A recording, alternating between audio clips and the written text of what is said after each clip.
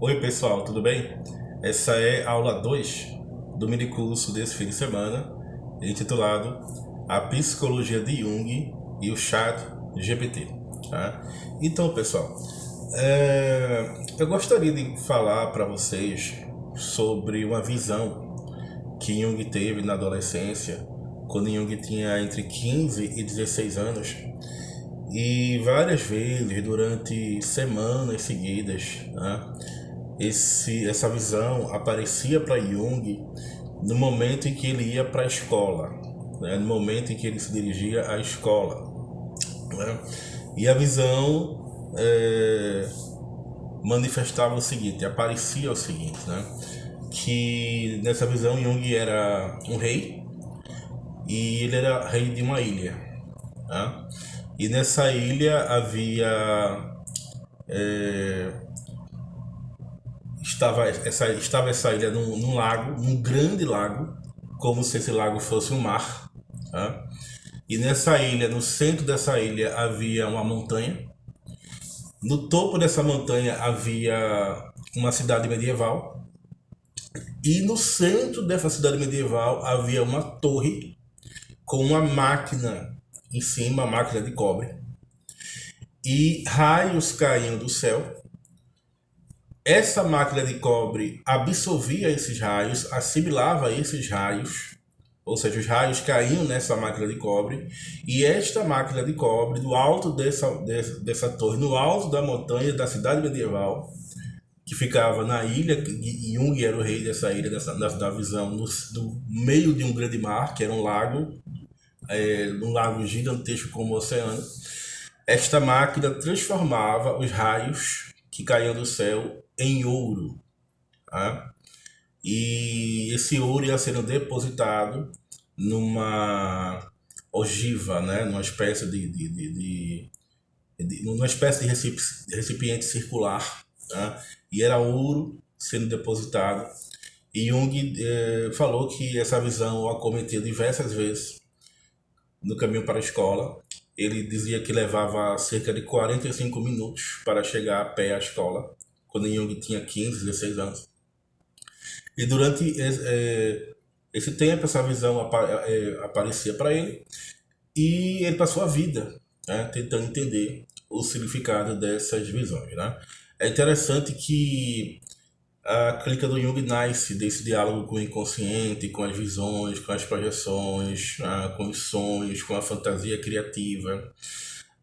Eu fiz um minicurso aqui inteiro sobre a psicologia do Jung e o significado da relação espaço-tempo. Por quê? Porque existe o aspecto prospectivo do sonho, existe um fenômeno que o Jung vai falar, embora ele fale pouco, que é o fenômeno da dilatação anômala do inconsciente. Tá?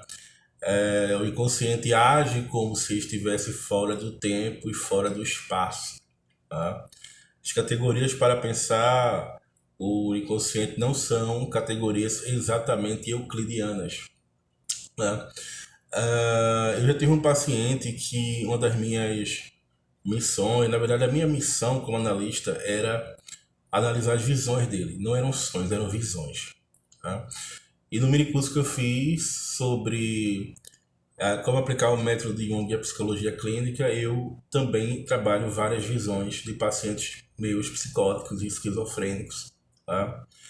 Ah, porque muitas dessas visões dizem respeito a essa transcendência, ou pelo menos relativização das categorias do espaço e do tempo, quando nós estamos em estado de devaneio. Tá? Esse minicurso que eu fiz, em que eu falo do problema do espaço-tempo na clínica junguiana, é justamente o minicurso A Psicologia de Jung e a Parapsicologia, em que eu vou analisar fenômenos prospectivos da psique, tá? E também fenômenos sincronísticos. E Jung fala que depois de muito pensar, depois de ter feito a sua psicologia, já com 62 anos de idade, isso por volta dos anos 40, né? E isso do início dos anos 40, Jung já estava velho, né? Assim, já era um senhor, pelo menos, né? Jung fala que possivelmente aquela máquina que estava ali aparecendo na visão dele simbolizava o si mesmo, simbolizava o self. Por quê? Porque o que é o self da perspectiva junguiana? O self é o mandala psíquico.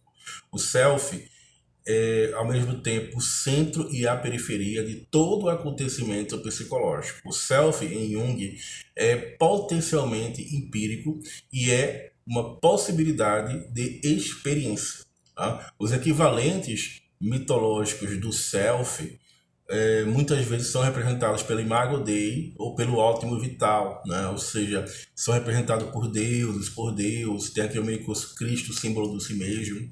E o self, no fim das contas, regula todo o processo psicológico humano, todo o acontecer psíquico humano, e ele meio que atrai o ego, que é um complexo funcional, que eu diria, né, que é um complexo especial que tende a se colocar no centro da consciência e tende a inflar por conhecer apenas seus próprios conteúdos. Tá? Ele tem uma espécie de atração em relação a esse ego, assim como na visão os raios caíam na máquina e para Jung aquela máquina dizia muito sobre o ego, enquanto o céu e o seu raio diziam muito sobre o self. A transformação, a transmutação dos raios que caíram do céu em ouro tinha muito a ver com o processo alquímico de individuação. Por que Jung ficou perplexo depois de passar décadas meditando sobre essa visão? Porque, gente, há muitas possibilidades de manifestação do si mesmo, há muitas possibilidades de manifestação do self. O Jung vai dizer, inclusive, que a função da vida, a nossa missão na vida não é ser feliz, não é encontrar a felicidade, mas sim tornar o si mesmo presente. Ou seja, quando no trabalho com a clínica junguiana, quando no trabalho com os casos clínicos, atendendo pacientes, nós percebemos que está surgindo aquilo que a gente pode chamar de fenomenologia empírica do si mesmo, é sinal de que esse paciente está muito próximo da cura. Tá? A cura da clínica junguiana significa transformação, mudança de atitude, passa pela retomada deste diálogo com o self.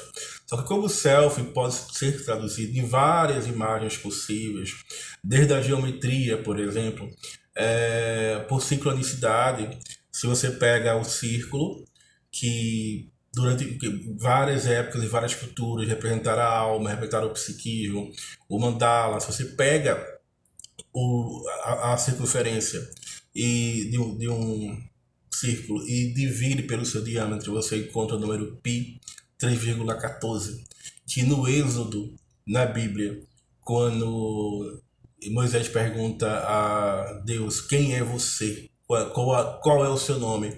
Deus, no versículo 3, capítulo 14, o segundo número pi, ele responde, eu sou quem eu sou o que eu sou o si mesmo, eu sou o self. Ou seja, é um mitologema, é um equivalente mitológico ao processo psicológico, é um processo que se passa na alma. Desde castelos em contos de fada, o príncipe com essa princesa vão morar num castelo, o castelo representa também o si mesmo, representa também o self. Né? Há várias possibilidades de representação do si mesmo, leão, histórias de fábulas. Né? Mas Jung ficou particularmente perplexo porque raramente, dificilmente, o si mesmo poderia ser representado por uma máquina. E nesta visão, o self foi representado por uma máquina. O self foi simbolizado por uma máquina. E aí Jung vai fazer até um diálogo com o Paracelso, o alquimista Paracelso, de que há uma luz que habita em nós e essa luz também estava sendo representada pelo self nessa visão. Tá?